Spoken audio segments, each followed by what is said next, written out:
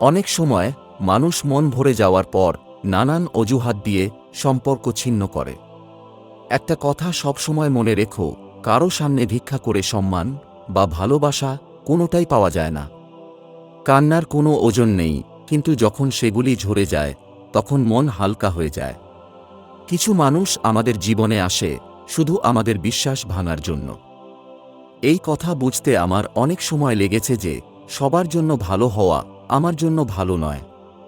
কোনো কিছু না বলে অপমান সহ্য করতে থাকো, মুখ খুললেই মানুষের খারাপ লাগে। জীবনে এমন একজন মানুষ থাকা খুবই জরুরি, যাকে মনের অবস্থা জানাতে কথার দরকার হয় না। সে মুখ দেখলেই বুঝে যায় বা গলার আওয়াজ শুনলেই বুঝে যায়। যতবার অজানা কোনো দোষের জন্য শাস্তি পেয়ে থাকি, ততবার ভাগ্যকে জিজ্ঞেস করি, আমার দোষ কি ছিল? কেনই বা শাস্তি পেলাম?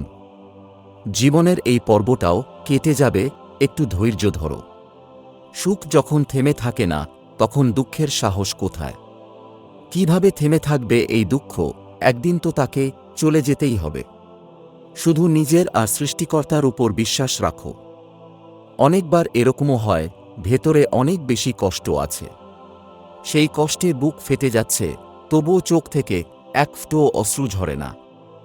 ভালোবাসতে গেলে একটা কথা মনে রেখো, একসাথে হাসলেও কিন্তু কাঁদতে হবে একাই। ভুলেও নিজের স্বামীকে এই 3টি কথা বলবেন না। 1 নম্বর, তোমাকে বিয়ে করে আমার জীবন ধ্বংস হয়ে গেছে। আপনি হয়তো সেটা রাগের মাথায় বলে পরে ভুলে যাবেন, কিন্তু আপনার স্বামীর মনে এটা হয়তো স্থায়ী ক্ষতচিহ্ন এঁকে দিতে পারে। 2 নম্বর, আমি বলেই তোমার সাথে ঘর করছি, অন্য কেউ হলে করতো না। মনে রাখবেন, একে অপরকে শুধু অভিযোগ করে সংসার সুখের হয় না। সংসার সুখের হয় একে অপরের সাথে মানিয়ে নিতে পারলে।